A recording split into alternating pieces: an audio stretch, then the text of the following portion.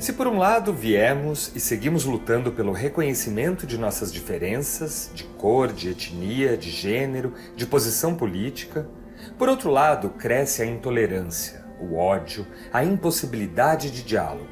Impera o nós contra eles. Como chegamos a esta situação?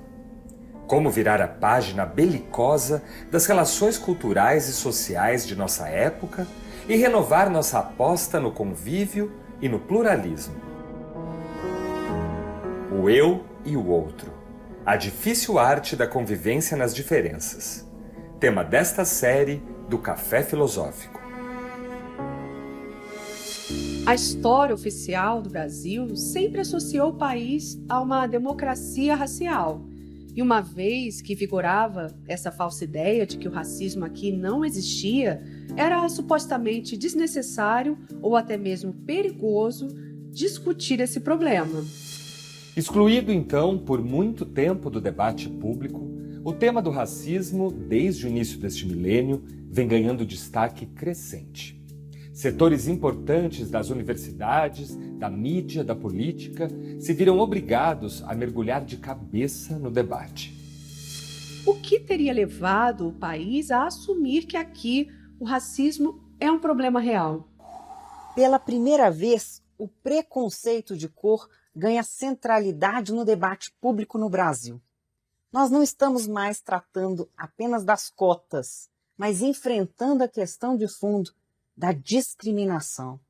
Segundo o nosso convidado, Carlos Medeiros, este não é um problema dos negros, mas uma patologia social que prejudica direta e indiretamente toda a sociedade.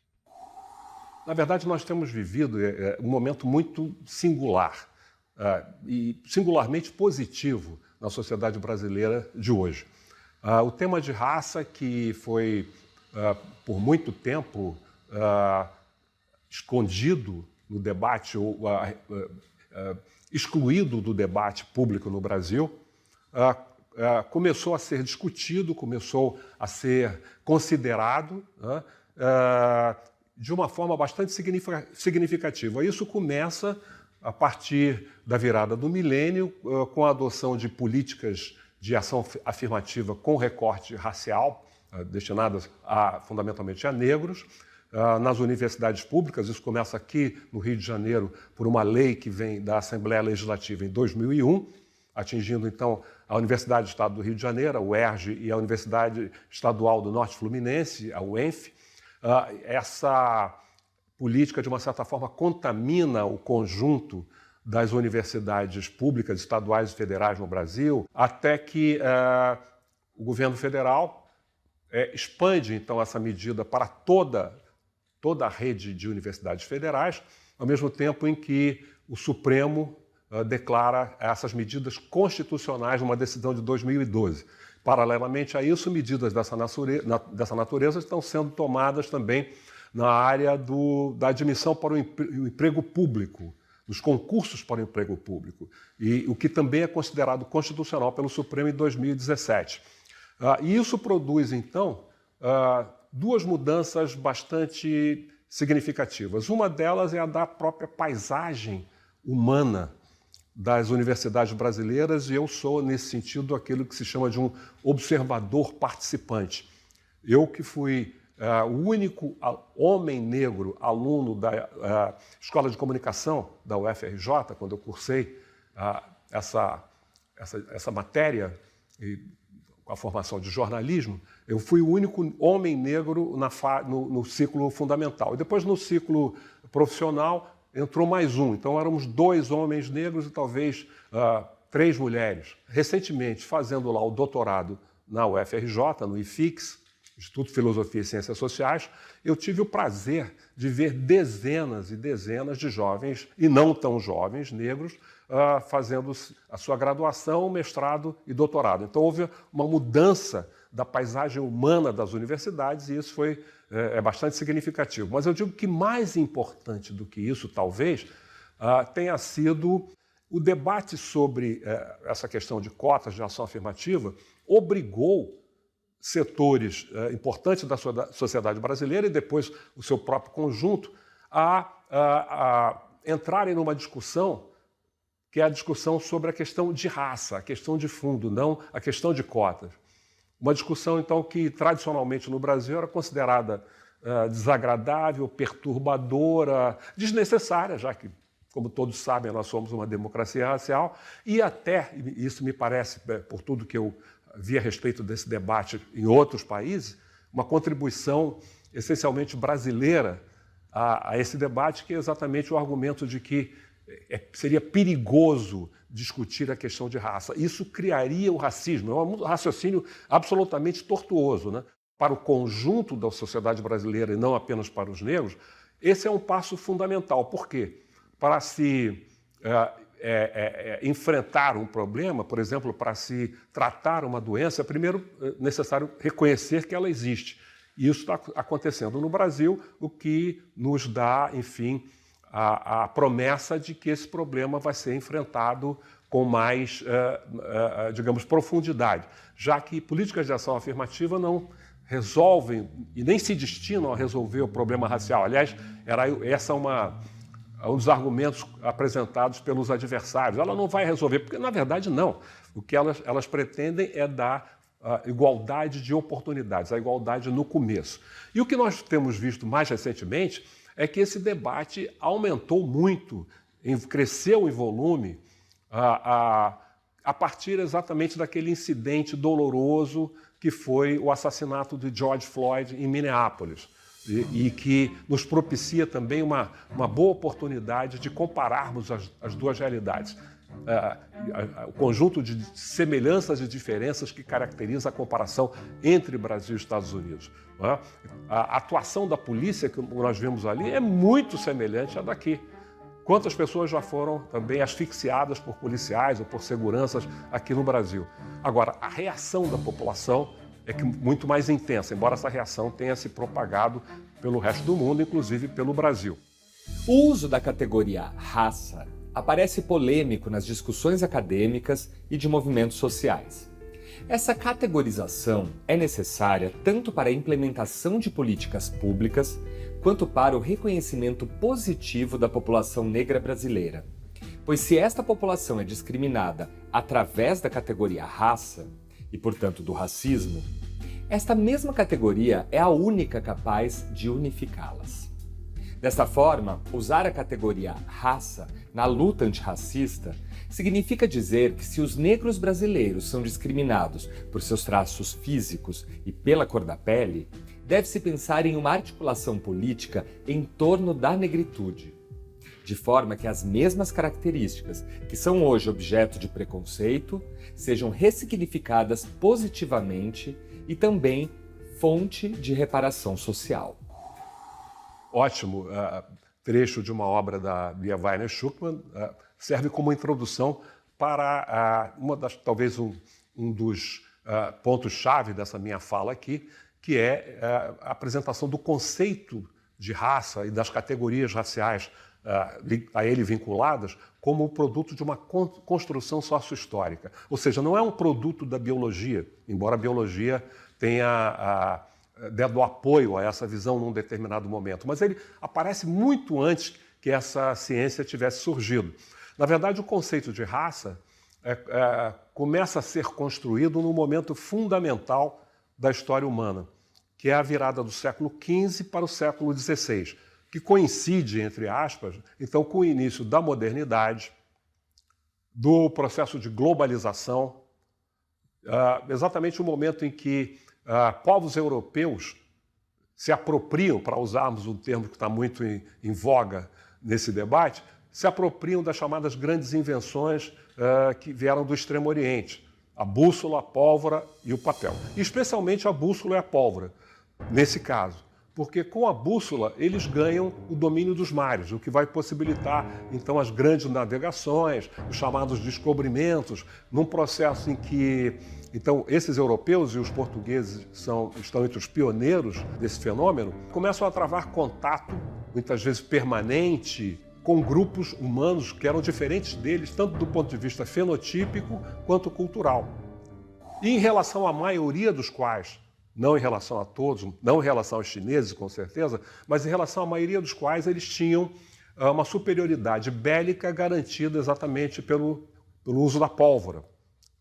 E esses europeus, então, que não eram cientistas, em sua imensa maioria, cientistas de espécie alguma, mas eram marinheiros, mercadores, missionários, começaram a construir essa visão de que a humanidade se dividia em raças, a branca, a negra, a amarela, a vermelha. Isso é muito importante porque quando o conceito de raça aparece, essa ideia de raça ainda aparece em textos mais antigos, não se refere a negros e brancos, etc. Se refere àquilo que hoje nós chamamos de grupos étnicos. A raça dos hunos, dos gauleses.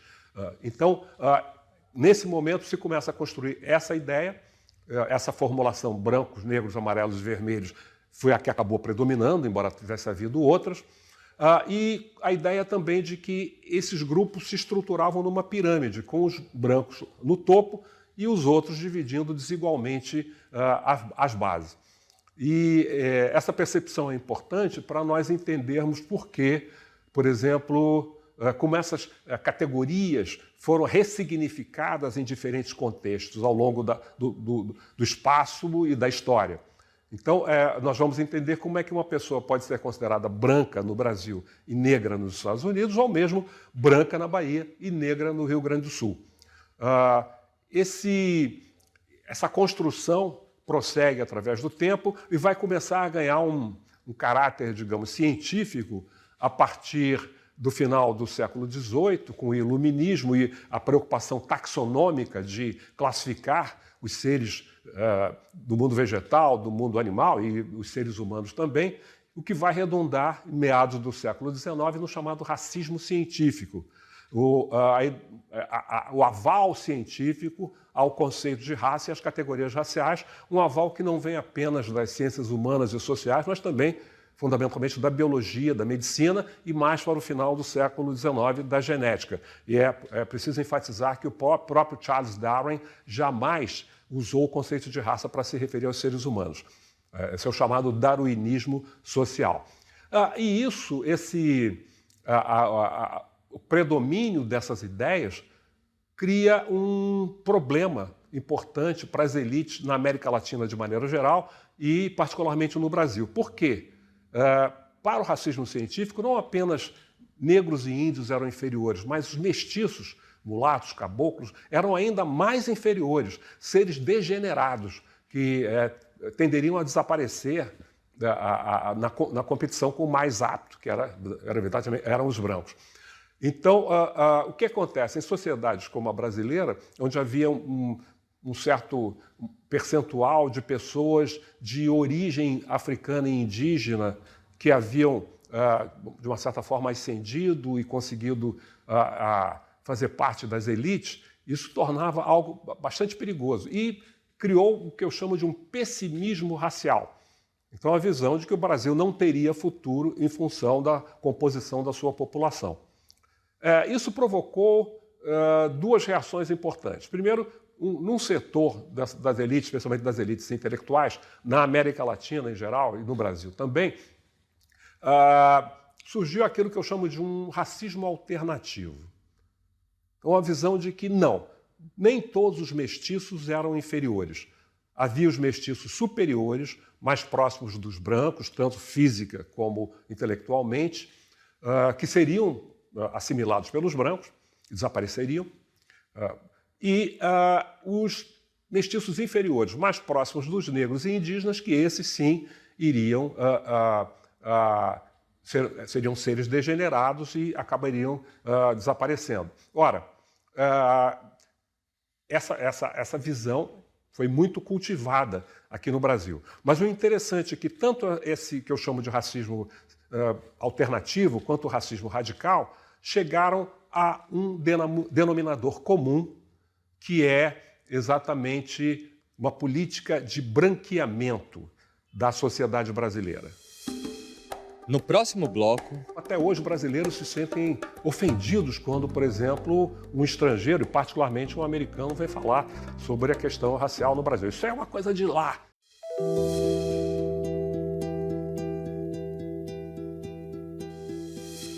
Quando eu digo que sou negro, digo que sou objeto de discriminação racial, que ela é parte da minha vida.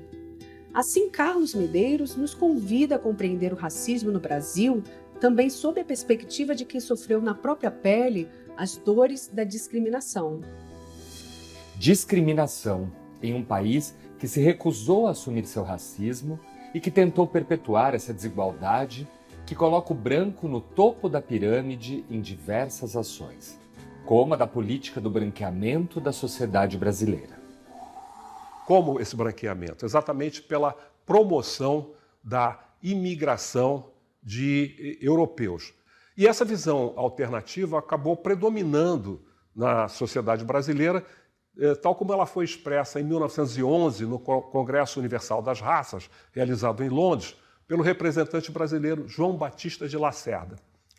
E o Lacerda disse num texto escrito em francês, que eu digo que era o inglês da época, Sur le métis au Brésil, sobre o mestiço no Brasil, que o Brasil estava acabando com esse problema do negro, falava assim, o problema do negro, pela miscigenação, e que em 100 anos não haveria mais negros no Brasil. Em um trecho do referido artigo, Batista afirma: a população mista do Brasil deverá ter, pois, no intervalo de um século, um aspecto bem diferente do atual.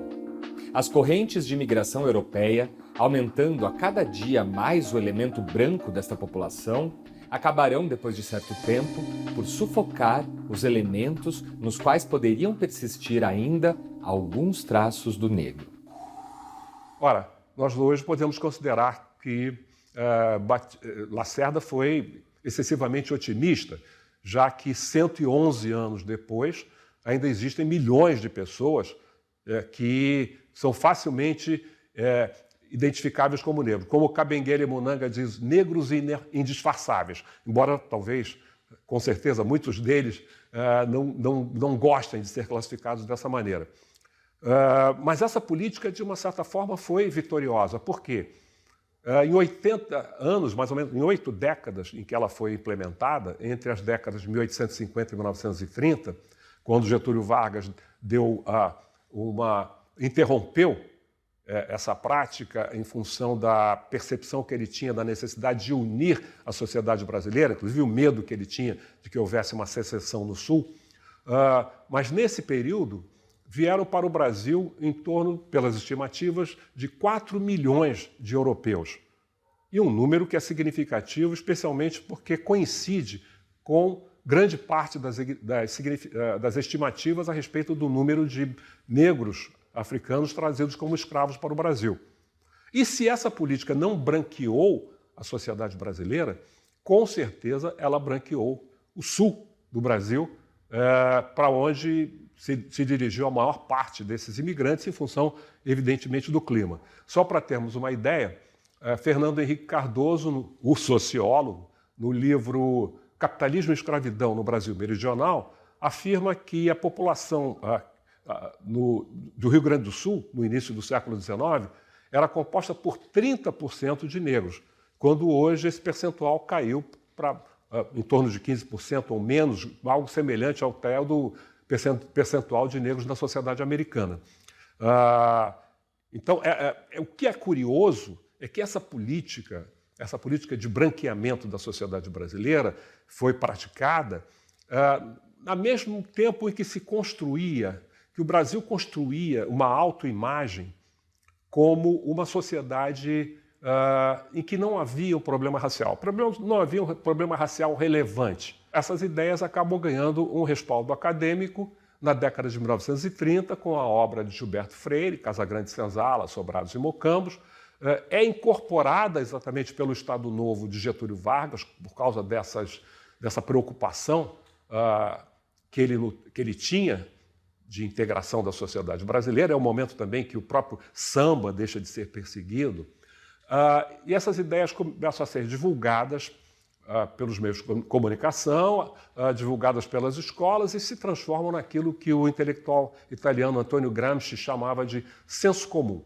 O senso comum de uma sociedade sendo as ideias das elites que se capilarizam pelo conjunto da sociedade, se transmitem entre as gerações por meio daquilo que o filósofo francês Louis Althusser chamava de aparelhos ideológicos de Estado. Ou seja, são a família, porque essas ideias começam a ser implantadas nas mentes das crianças em suas próprias famílias. Os negros aprendem sobre a sua inferioridade, os brancos da sua superioridade. Depois elas são... esse processo ganha a ampliação com a participação da mídia e das escolas, e isso acabou entrando, de uma certa forma, na própria identidade, no cerne da própria identidade nacional brasileira. É interessante como até hoje brasileiros se sentem ofendidos quando, por exemplo, um estrangeiro, e particularmente um americano, vem falar sobre a questão racial no Brasil. Isso é uma coisa de lá, isso não é uma coisa daqui. Isso se transformou também num grande obstáculo para o avanço de qualquer tema relacionado à questão racial. Mas é muito interessante para nós, especialmente para a minha perspectiva de história comparada, que essas ideias foram construídas a partir, fundamentalmente, de uma comparação com os Estados Unidos.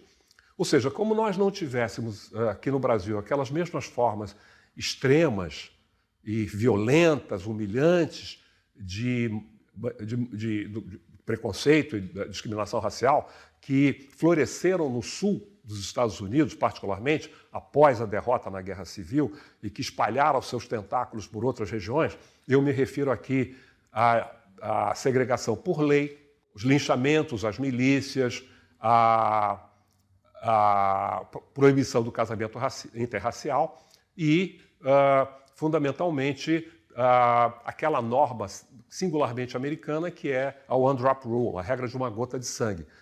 Para ser considerado negro, basta que você tenha um ancestral negro conhecido. Então, nós não tínhamos nada nesse nível assim aqui no Brasil, mas, embora tivéssemos outras formas, e, portanto, o Brasil era considerado melhor que os Estados Unidos naquela época, talvez nós pudéssemos concordar, e de melhor que os Estados Unidos, passamos à visão de que nós éramos uma sociedade singular, uma sociedade única, um paradigma da inexistência de um problema racial.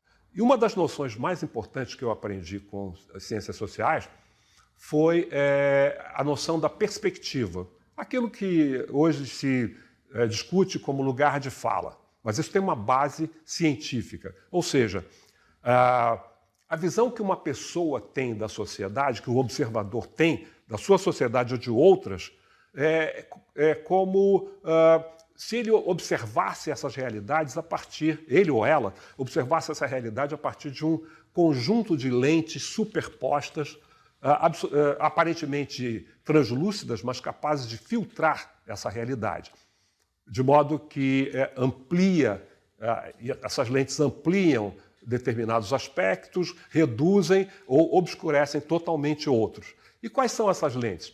Essas lentes são a lente evidentemente, da classe social, o grau de instrução, e não apenas o grau de instrução, do tipo de instrução que se teve. Evidentemente, um sociólogo costuma olhar a sociedade de uma forma diferente de um engenheiro, por exemplo. A opção política, o lugar onde a pessoa nasceu, os lugares onde ela nasceu e viveu, porque as visões de diferentes partes do mundo são diferentes em relação a uma série de temas, a faixa etária, o gênero, tudo isso em relação aos pais, ou as pessoas que criaram esse observador. Ora, e eu sou um negro. O que significa quando eu digo que eu sou um negro? Eu digo que eu sou um objeto da discriminação racial. É algo que faz parte da minha vida. E, evidentemente, isso tem uma influência, isso condiciona, não determina, e nós temos aí uma série de negros negacionistas em relação à questão racial, hoje com alguma proeminência na área política, não determina, mas condiciona fortemente a minha visão. Quando alguém descreve o Brasil como uma democracia racial, é como se estivesse me ofendendo, é como se estivesse negando as situações porque eu já passei. E eu me lembro muito bem quando estava mais acirrado o debate sobre políticas de ação afirmativa, que nossos adversários contrários a essas medidas costumavam se apresentar como antropólogos, sociólogos, todos eles brancos, mas como se isso absolutamente não influísse, como se eles fossem neutros. Ora, a neutralidade em ciências sociais é um objetivo a ser alcançado, ela não é um dado. E para que a gente possa alcançar o máximo possível essa neutralidade, é preciso reconhecer a existência exatamente desses condicionamentos. E eu, além de tudo, tive uma criação interessante nesse sentido, porque eu nasci no Rio de Janeiro, morei em São Paulo, a partir entre os 9 e os 16 anos, e visitava frequentemente o Rio Grande do Sul. E no Rio Grande do Sul, eu travei contato pessoal direto com a segregação racial. Não havia um clube, uma associação em que se realizasse uma festa com a presença de negros e brancos. Até nas favelas, isso que costuma deixar um pouco surpresas pessoas de outras regiões, até nas favelas as festas eram separadas, eram segregadas. As escolas de samba eram como clubes também de negros, geralmente de negros mais pobres, mas não necessariamente. A própria prática do footing, que acontecia em muitas cidades do Brasil, que consistia exatamente em jovens, especialmente jovens, se reunirem numa praça, numa rua, no Rio Grande do Sul era segregada. Quando eu comecei a ver essa questão na sociedade americana, eu vi que existiam paralelos. E também o fato de minha mãe, que me criou, ser gaúcha e ter a vivência do racismo, nunca houve esse negacionismo na minha vida particular. Né? Ela nunca chegou para mim e disse que não havia racismo. Pelo contrário, ela tentava me escudar contra o racismo, mostrando como é que eu tinha que me vestir, como é que eu tinha que me portar, as maneiras como eu tinha que me dirigir às pessoas, muito obrigado, por favor, e coisas dessa natureza. Para que também contribuiu o fato de eu ser criado em famílias de patrões, né, nas áreas em que minha mãe trabalhava, que me possibilitou o domínio dos códigos da classe média. No próximo bloco... Não se podia negar o mito da democracia racial, porque quem fizesse isso sofreria o ostracismo.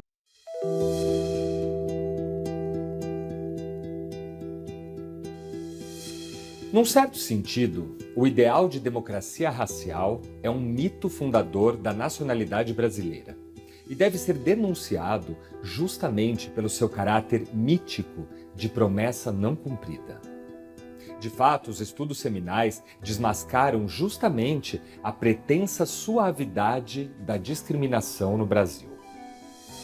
Eles mostram as desigualdades profundas que separam os brancos dos outros grupos raciais e revelam uma segregação real dos negros no emprego, na educação, na habitação.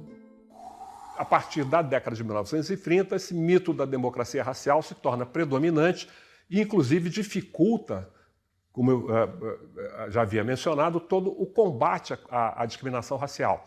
Porque se um homem ou mulher negro denunciasse o ato de racismo, sendo o Brasil uma democracia racial, eles é que eram culpados.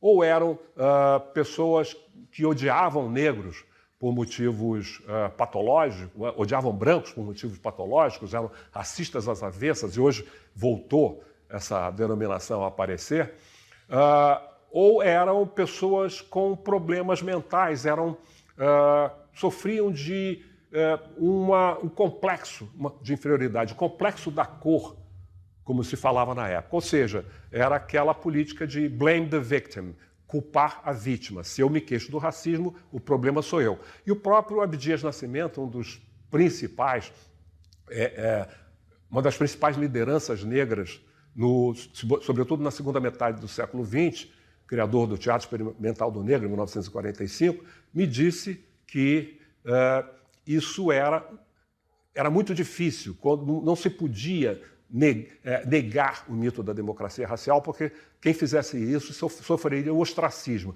Então era preciso criar argumentos tortuosos, tipo assim, bom, se o Brasil é uma democracia racial e aquela pessoa discrimina negros, ela é contra o Brasil. Evidentemente que isso era muito difícil de funcionar.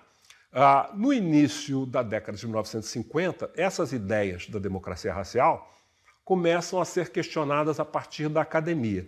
E, curiosamente, em função de uma pesquisa patrocinada pela Unesco, em 1950, com o objetivo de mostrar o Brasil como um exemplo para um mundo ainda atormentado pelos crimes cometidos em nome da raça, especialmente na Segunda Guerra Mundial, o Holocausto. Então, a ideia era mostrar o Brasil como exemplo. E, para isso, então, a Unesco contratou alguns dos principais sociólogos brasileiros da época, Fernando Henrique, Florestan Fernandes, Horaci Nogueira, Tales de Azevedo, e alguns brasilianistas como Donald Pierce. Eu disse curiosamente no início, é porque o resultado dessas pesquisas não confirmou a intenção. O que esses sociólogos, que depois constituiriam, a maioria deles, a chamada Escola Paulista de Sociologia, o que eles descobriram nas suas pesquisas era que havia racismo, sim, que os negros eram discriminados, sim, sofriam várias formas de preconceito, mas a maioria deles tinha uma tendência desenvolvimentista. Eles acreditavam que esses fenômenos fossem reminiscências arcaicas da escravidão, que tenderiam a desaparecer com o desenvolvimento, o progresso da sociedade brasileira. Também é interessante notar que a maioria deles depois abandonou essa ideia. Então, isso começa a dar início então, a uma discussão nos meios acadêmicos que se prolonga pelo início da década de 1960 até que vem o golpe civil-militar de 1964 e que instaura uma ditadura que vai durar 21 anos e essa ditadura que estabelece, que coloca a questão racial no rol dos crimes contra a segurança nacional. Isso, inclusive, faz com que alguns desses...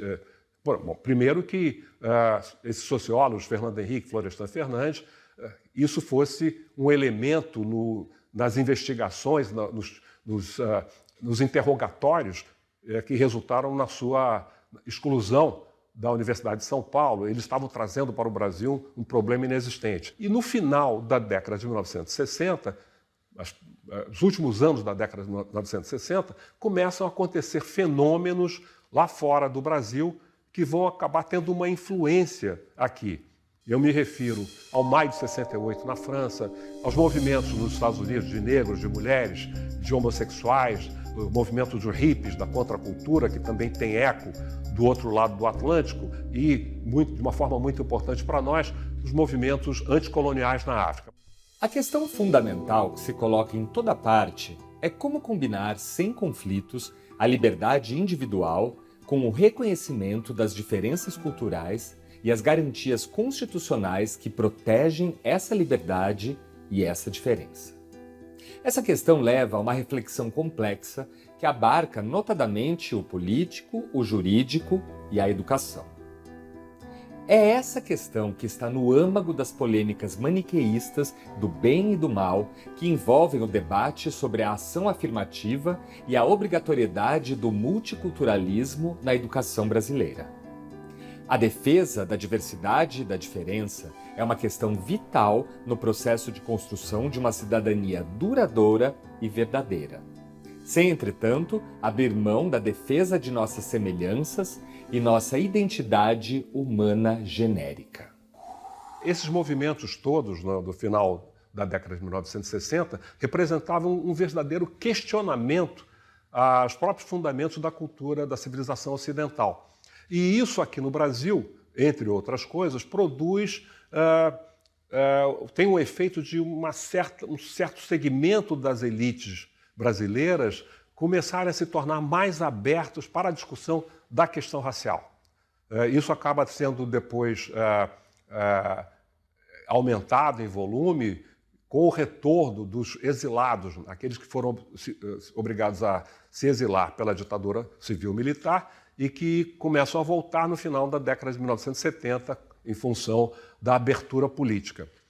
Um dos efeitos, então, dessas novas ideias, particularmente das lutas dos negros nos Estados Unidos e dos movimentos anticoloniais da África, em particular dos países de língua oficial portuguesa, Angola, Moçambique, evidentemente pela facilidade da língua, o surgimento de uma nova etapa do movimento negro no Brasil, que eu pode chamar de movimento negro contemporâneo, alguns chamam da década de 1970, cujo marco é a fundação, em 1971, em Porto Alegre, do Grupo Palmares. Grupo Palmares, liderado pelo, infelizmente, falecido poeta e professor, escritor, Oliveira Silveira, que, se não tivesse dado outra contribuição para esse debate, foi de onde veio a ideia de se festejar o 20 de novembro como Dia de Zumbi ou Dia do Negro. O nome Dia da Consciência Negra veio depois e também por esse jogo de influências entre Brasil e Estados Unidos. E esse movimento tinha exatamente essas duas influências e os dois pontos principais da sua agenda eram denunciar como farsa o mito da democracia racial, o que foi feito com uma certa eficácia, porque hoje, mesmo quem defende esse mito já não diz que é uma realidade, apenas um objetivo a ser alcançado, e também a valorização da identidade, a criação, na verdade, de uma identidade negra positiva que não existia até aquele momento. Por meio de quê? Da valorização da cultura africana e da cultura dos afrodescendentes, e que também acabou resultando na lei que inclui esses conteúdos nos currículos das escolas, uma lei que enfrenta uma resistência, mas que tem obtido alguns resultados, e também a valorização do fenótipo negro. Ora, eu digo então que, embora a influência os movimentos de libertação na África fossem absolutamente importantes, o reflexo mais vigoroso aqui foi do movimento negro americano. Não porque ele fosse, como eu acabei de dizer, não porque ele fosse mais importante, mas por 2 ou 3 aspectos fundamentais. Um, porque era uma coisa acontecendo nos Estados Unidos. E os Estados Unidos como país central no sistema mundo, e tudo que acontece lá tende a ter maior repercussão pelo mundo afora, como nós acabamos de ver desse incidente do George Floyd. E, ao mesmo tempo, há uma semelhança maior entre a questão racial nos Estados Unidos e no Brasil do que em relação à questão na África. A questão na África, excluindo a África do Sul e então Rodésia, depois Zimbábue, a questão era expulsar os colonizadores, enquanto no Brasil e nos Estados Unidos a questão era encontrar formas de convivência pacífica e igualitária entre grupos que teriam necessariamente de coexistir. E o terceiro elemento importante é o domínio, talvez até também da condição dos Estados Unidos, o domínio que o movimento negro tinha sobre a possibilidade da utilização de 2 mídias importantes. Uma, o cinema, e eu me refiro àqueles chamados Blaxploitation movies, os filmes de ação com heróis e heroínas negros apresentados como belos, corajosos, determinados e cheios de orgulho negro. Um tipo de personagem que eu digo que nós nunca tínhamos tido no Brasil e nós ainda até hoje não temos nas produções nacionais, infelizmente, embora tenha havido alguma melhora nessa área. E o outro veículo foi a música, o soul. Um gênero de música dos negros americanos, embora brancos também participassem desse processo, mas associado aos negros americanos, um gênero que começou a aparecer em meados da década de 1950 e que, na década de 60, se transforma num grande veículo para a divulgação das novas ideias e posturas do movimento negro americano, sintetizadas em slogans como Black Power e Black is Beautiful. Isso aparecia então nas letras das músicas algumas vezes, como na James Brown, Say It Loud, I'm Black and I'm Proud, diga em voz alta, eu sou negro e tenho orgulho, ou, mais frequentemente, no visual, nos cabelos, nos trajes, na atitude, muitas vezes uma atitude provocativa desafiadora desses intérpretes. E isso aqui provoca no Brasil o surgimento de festas, então, em várias cidades brasileiras, em que a música era o soul. E se o movimento negro pretendia valorizar a estética negra, essas festas constituíam quase como que templos de celebração da beleza negra. E eu, no meu caso, é muito interessante porque eu chego ao movimento negro por meio das festas. Foi nas festas que me chamaram para uma atividade e eu acabei me tornando um militante. Diga alto, sou negro e tenho orgulho. Agora procuramos uma chance de fazer as coisas para nós mesmos. Estamos cansados de bater a cabeça contra a parede e trabalhando para qualquer um. Somos pessoas, somos como os pássaros e as abelhas. Preferimos morrer em nossos pés que viver de joelhos. Diga alto, sou negro e tenho orgulho. No próximo bloco, é preciso que nós incorporemos a diversidade cultural, porque ela é fonte de riqueza.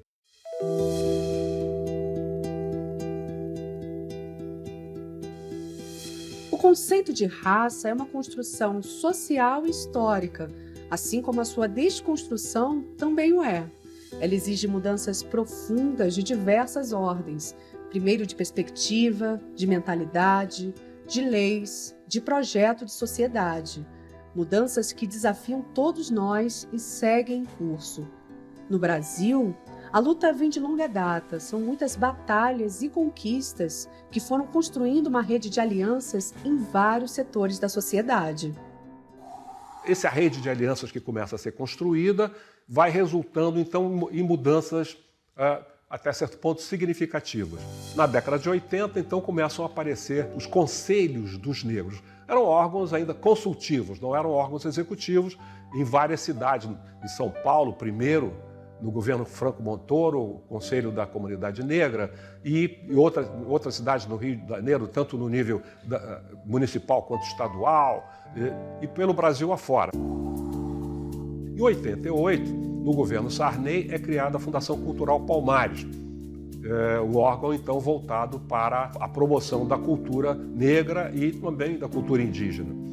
Em 91, no governo Leonel Brizola, aqui no Rio de Janeiro, é criada o primeiro órgão de alto nível, a Secretaria Extraordinária de Defesa e Promoção das Populações Negras, que é entregue, então, a Abdias Nascimento, com quem eu trabalhei, ele o secretário, o chefe de gabinete. Em 1995, na sequência da marcha pelos 300 anos de Zumbi dos Palmares, Fernando Henrique Cardoso se torna o primeiro presidente brasileiro a reconhecer a existência de um problema racial relevante. Então, nesse sentido, ele não pediu que esquecessem o seu passado.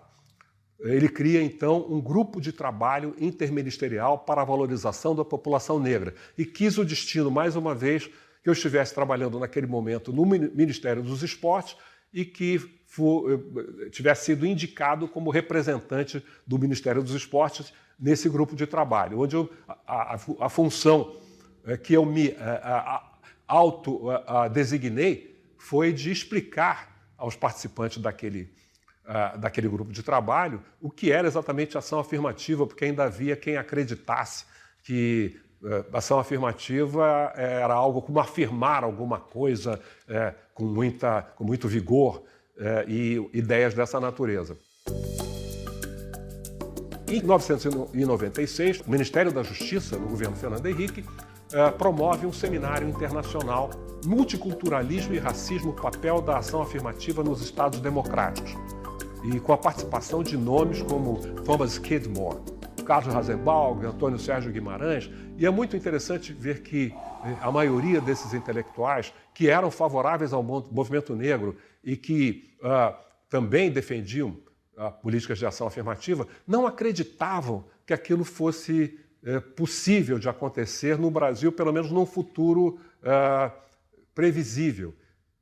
A visão de que as elites brasileiras eram demasiadamente opacas em relação a essa questão e que, portanto, levaria muito tempo para que isso pudesse acontecer. Então, nós do Movimento Negro continuamos trabalhando nessa direção e, 5 anos depois desse seminário, a ação afirmativa se torna uma realidade na sociedade brasileira.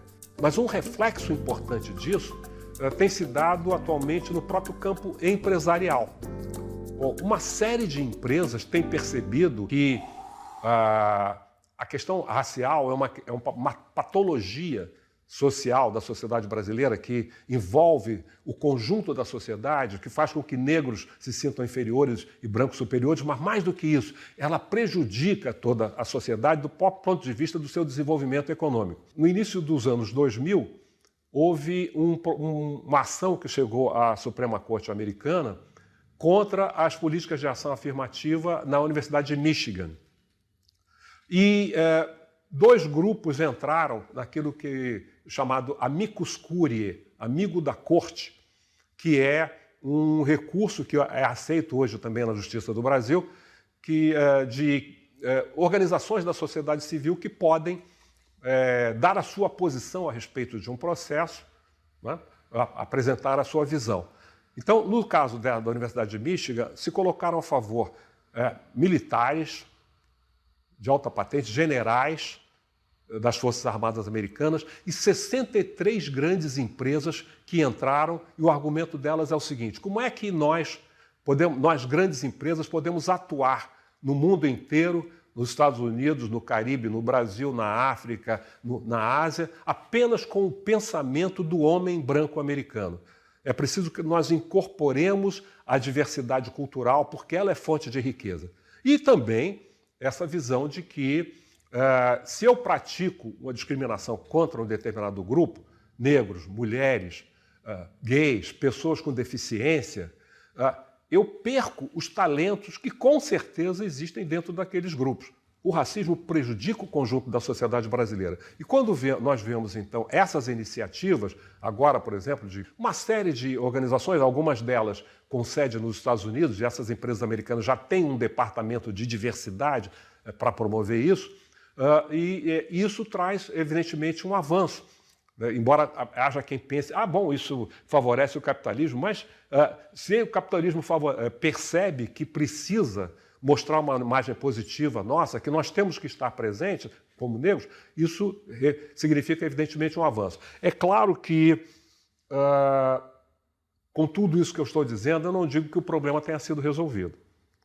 Nós ainda prosseguimos com grandes desigualdades raciais em termos dos principais indicadores, que mortalidade infantil, expectativa de vida, salários, escolaridade, nós ainda prosseguimos com essas desvantagens, embora, como eu mostrei, no campo universitário tenha havido um grande avanço.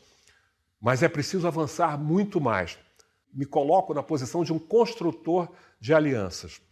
Eu tenho a expectativa, e isso tem sido confirmado muitas vezes ao longo do tempo, de que vocês que estão me prestigiando com a sua audiência e ouvindo meus argumentos, se transformem, se já não são, se transformem em nossos aliados nessa luta, que possamos constituir um conjunto, porque eu volto aqui a enfatizar, não se trata de uma luta de negros contra brancos, se trata de uma luta de negros e pessoas conscientes contra um sistema opressor que é o racismo.